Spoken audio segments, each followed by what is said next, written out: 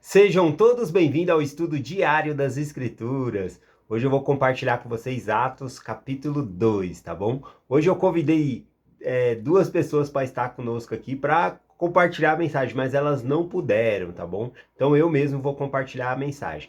O Isaías ele vai compartilhar a mensagem conosco uma semana sim, uma semana não, por conta do trabalho dele, a correria, e o vídeo dele também requer mais preparação, né? É editado, busca imagens ali para colocar, né? Então sons. Então o vídeo dele é mais elaborado, ele precisa de um pouco mais de tempo para preparar a mensagem para nós, tá bom? Então ele vai vir uma semana sim, uma semana não. E de vez em quando eu vou estar convidando outras pessoas para compartilhar a mensagem conosco aqui na quinta. Mas hoje não teve, então eu estou compartilhando com vocês.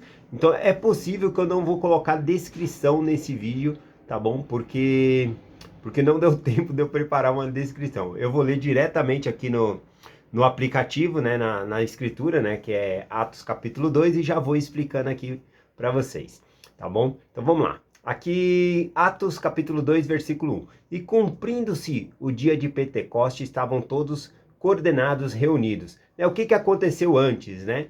Faltava 10 dias para o dia de Pentecoste, né? Os apóstolos se reuniram no cenáculo e escolheram um apóstolo que estava faltando, escolheram Matias para completar o coro dos 12 apóstolos. E agora eles se reuniram aqui no dia de Pentecoste. O que é o dia de Pentecoste, tá bom?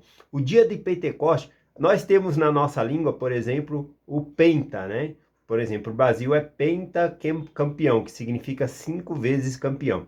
No grego, a palavra Pentecoste, né, me lembrou um pouco essa palavra, significa 50, tá bom?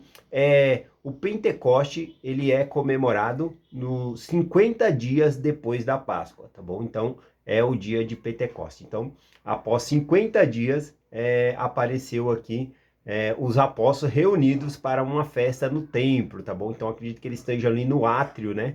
Onde cabe muita gente. Vai acontecer aqui que 3.000 almas, né, vão se batizar aqui por conta de se converterem a Deus aqui, tá bom? Então, Pentecoste ele era uma festa das colheitas. 50 dias depois da Páscoa, tem a festa das colheitas, tá bom? É uma semana de festa e no 50 dias, depois que dá os 50 dias ali, esse é o dia chamado Pentecoste, né? Que significa 50, né? O, literalmente significa 50. Vamos lá aqui, né? Então, nessa festa da colheita, se você quiser saber um pouquinho mais, está lá em, deixa eu ver, Êxodo capítulo 23, versículo 14, 15 e o 16, né? Fala que é a festa das colheitas, né? As pessoas deveriam ir até o templo levando a colheita, os seus primeiros frutos como oferta ao Senhor. Nesse dia não se oferecia sacrifício de sangue, se oferecia somente o fruto da terra, tá bom? Então eles estavam ali levando as suas colheitas, né? Lá no versículo 15, né, em Êxodo capítulo 23, versículo 15, diz assim: ninguém aparecerá perante mim de mãos vazias, né? E aquilo que colher, ele deve ofertar, as primícias ali, tá bom? Vamos voltar para o texto aqui. Então, já sabemos o que é Pentecoste aqui, né? Isso é importante porque tinha muita gente em Jerusalém. Não somente os judeus comemoravam o dia do Pentecoste, mas muitos outros de outras nações também vinham para celebrar esse dia aqui, tá bom? E aí conta aqui o versículo 2. E de repente veio do céu um som, como de um vento veemente e impetuoso, e encheu toda a casa em que estavam assentados. Eu gostei dessa palavra aqui, né? Que aqui não foi um vento que veio, foi como se fosse um vento. O barulho foi como se fosse de um vento ali. E aqui fala, de repente. Essa palavra de repente aqui significa que a gente lendo o versículo 2 vai entender melhor. Aqui o versículo 2 diz assim, ó: e foram vistas por eles línguas repartidas como que de fogo, pousadas sobre cada um deles. E todos ficaram cheios do Espírito Santo e começaram a falar noutras línguas, conforme o Espírito Santo lhe concedia que lhe falassem. E em Jerusalém estavam habitando judeus, homens religiosos de todas as nações que estão debaixo do céu. Bom, aqui fala um pouco sobre que quando esse vento veio de repente, né? Aqui mostra a soberania de Deus. Eles não estavam orando para a chegada do Espírito Santo, né? Eles estavam, na verdade, vai falar um pouquinho mais para cá, que eles estavam sentados, e aí veio, né, sobre eles a manifestação do Espírito Santo dessa maneira aqui, eles começaram a falar novas línguas. Então aqui mostra a soberania de Deus e mostra também que eles não estavam buscando, mas foi totalmente da vontade de Deus que viesse a manifestação aqui do Espírito a eles, tá bom? Versículo 5. E em Jerusalém estavam habitando judeus, homens religiosos de todas as nações que estão debaixo do céu. E quando ocorreu aquele som, reuniu-se uma multidão que estava confusa, porque cada um ouvia falar na sua própria língua.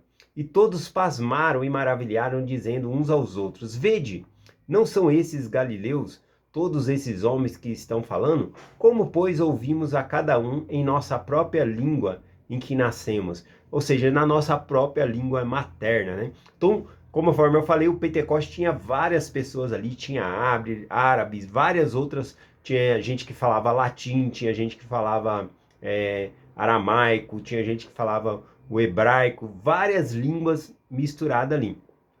Porém, quando o Espírito desceu sobre eles ali, quando eles estavam ouvindo a pregação dos apóstolos, eles estavam ouvindo no seu próprio idioma, embora os apóstolos estivessem pregando ali na língua hebraica ou aramaico, né? Então, e eles ouviam na sua própria língua natal. E isso foi espantoso para eles, e eles ficaram confusos. Esses não são galileus, né? Não são todos galileus. Como que a gente está ouvindo na nossa própria língua, né? Aqui a palavra diz, né? Na sua própria língua em que nasceram, ou seja, na língua que eles realmente pertenciam. E aí eles ficaram maravilhados com isso, né? Versículo 8. Como, pois, ouvimos cada um na nossa própria língua em que nascemos, ou seja, a nossa língua mãe, né? A nossa língua materna. Partos de medos, elemitas e os que habitavam na Judéia, na Capadócia, no ponto da Ásia, que vai falando de várias pessoas que estavam lá de nacionalidades diferentes, né? Da Frígia, da Panfria, do Egito, do Líbano, do Cirene, forasteiros romanos e todos os judeus como prosélitos. Aqui é interessante essa palavra prosélitos, né, que vem da palavra proselitismo, que é quando a gente... Proselitismo significa sair para pregar o evangelho, né, compartilhar com outras pessoas. Então havia ali tantos judeus, né, que pertenciam à casa de Israel, como prosélitos, pessoas que haviam se convertido para o judaísmo também. Então todos estavam ali. Aí vai falando aqui que tinha árabes e assim por diante, né? Vários deles aqui. Versículo 12. E todos se maravilhavam e estavam perplexos, dizendo uns aos outros: que isso quer dizer? E outros zombavam, dizendo: estão cheios de mosto, né?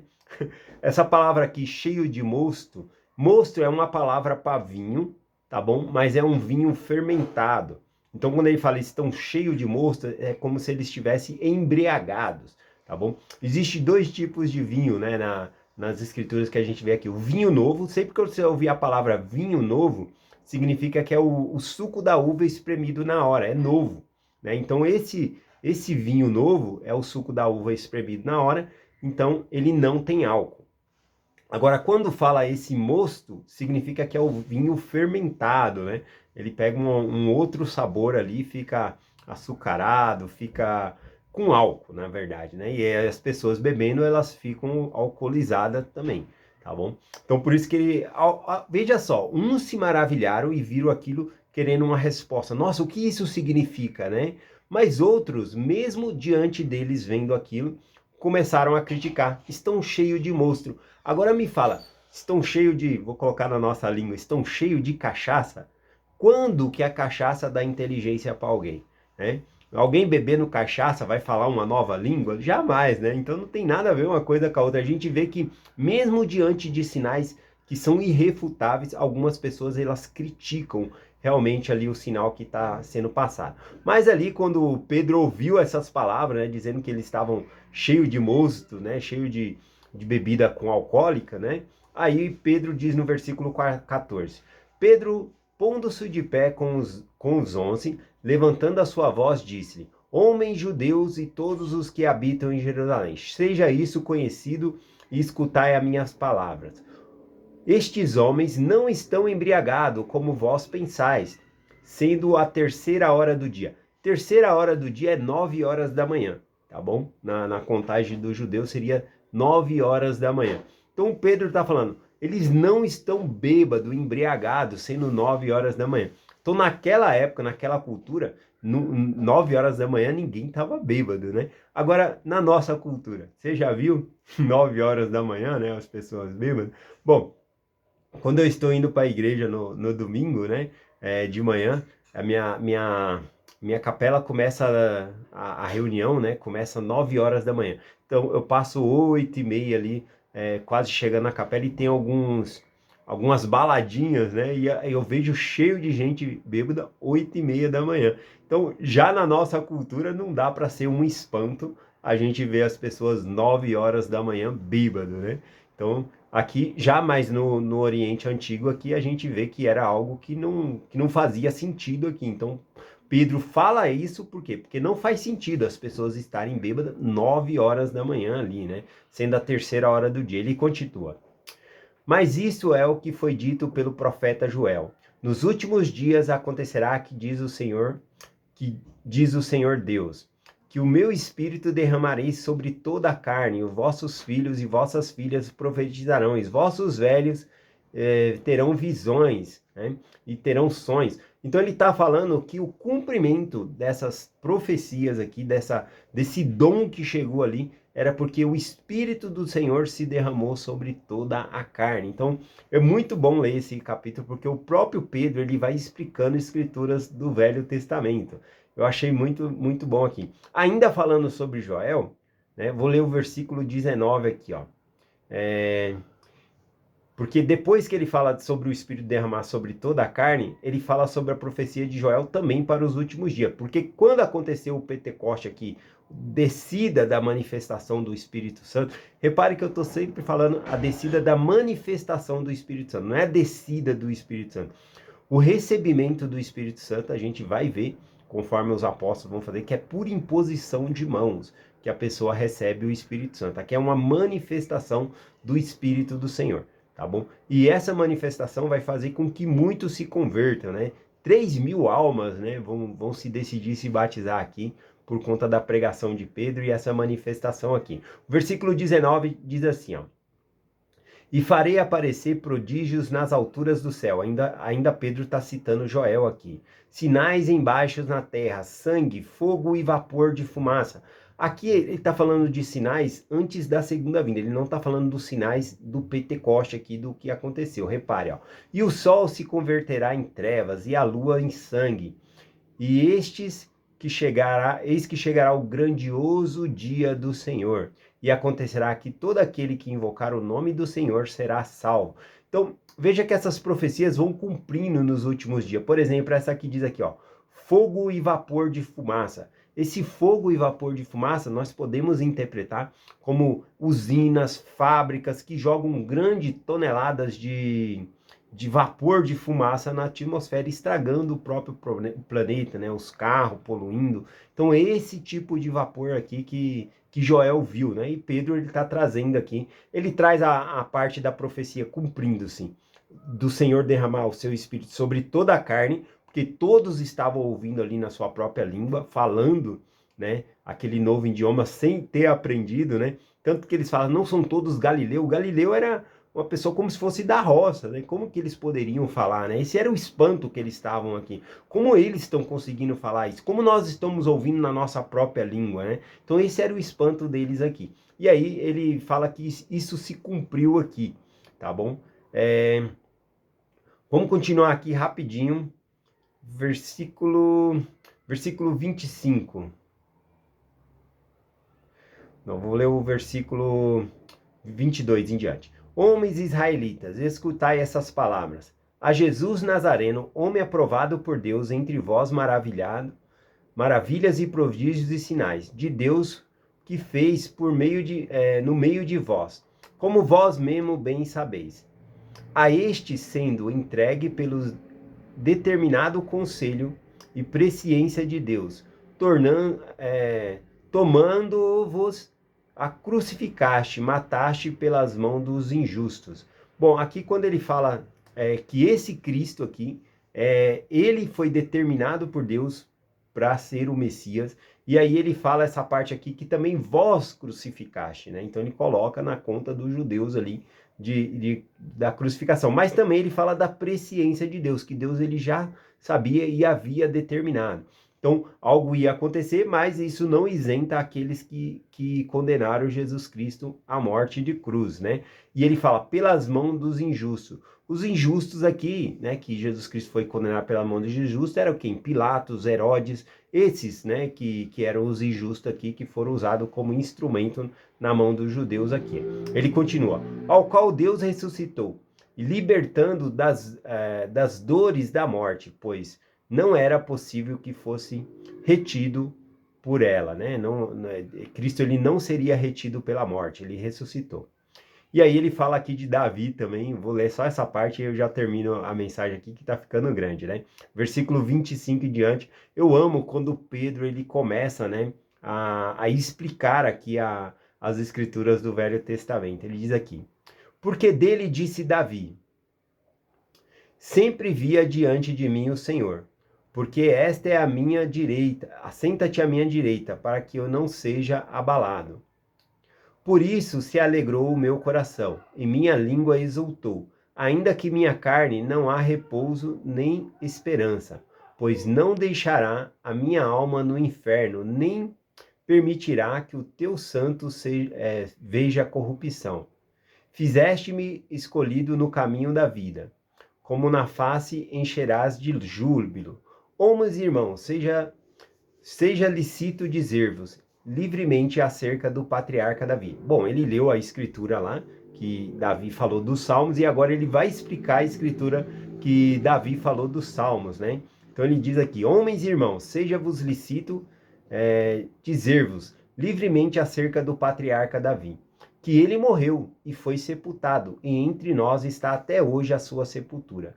Sendo, pois, ele profeta, sabendo que Deus haveria prometido com o juramento do que o fruto dos seus lombos, segundo a carne, levantaria o Cristo, para que se assentar sobre o seu trono. Então ele está falando, olha, o patriarca Davi, ele profetizou, ele sendo profeta, profetizou que viria o Messias do seu lombo para governar toda a terra aqui. Mas ele diz algo bem claro, patriarca Davi, ele foi sepultado, e até hoje o seu sepulcro está entre nós, tá bom? Até hoje, ou seja, Davi ele estava morto. Por que ele está dizendo isso? Ele está dizendo isso porque ele vai falar de Cristo que ressuscitou. Prevendo isso, falou da ressurreição de Cristo, dizendo que a sua alma não foi deixada no inferno, nem a sua carne viu a corrupção. Então ele está falando que Cristo foi diferente de Davi, porque Davi ele morreu e estava sepultado até aqueles dias, mas Cristo ele foi ressurreto, ele ressuscitou dos mortos. Aqui diz, a sua carne não viu corrupção. Essa corrupção aqui é a carne, não é corrupção de iniquidade, mas é corrupção da carne se desfazer. E Cristo ele não viu a corrupção, ou seja, a carne dele não se desfez para ressuscitar, né? Então no terceiro dia ele já havia ressuscitado ali. Tá bom? Então é essa mensagem, né, que eu queria compartilhar com vocês, né? Já vi que ficou grande aí, mas eu só queria compartilhar alguns pequenos detalhes com vocês, como eu compartilhei agora, tá bom? Aí eu vou preparar melhor a mensagem de amanhã para compartilhar com vocês, aí eu trago uma descrição, aqui só foi algumas informações, mas espero que tenha ficado claro e que de alguma maneira essa mensagem possa ter tocado o coração de vocês. O mais importante é todos os dias a gente estar estudando juntos as escrituras, isso que alimenta o nosso espírito, tá bom? Talvez se eu perguntar para você, o que nós estudou há 4 dias atrás? Não vou, nem eu vou lembrar, né? Eu que compartilhei a mensagem não vou lembrar, vou ter que olhar lá o que eu compartilhei 4 dias atrás. O mesmo acontece conosco na alimentação. O que eu comi 4 dias atrás? Não lembro, mas aquela alimentação sustentou o meu corpo. Aquela alimentação sustentou o meu corpo, então o importante é a gente estudar todos os dias as Escrituras. É essa a mensagem que eu compartilho com vocês, em nome de Jesus Cristo. Amém. Até amanhã.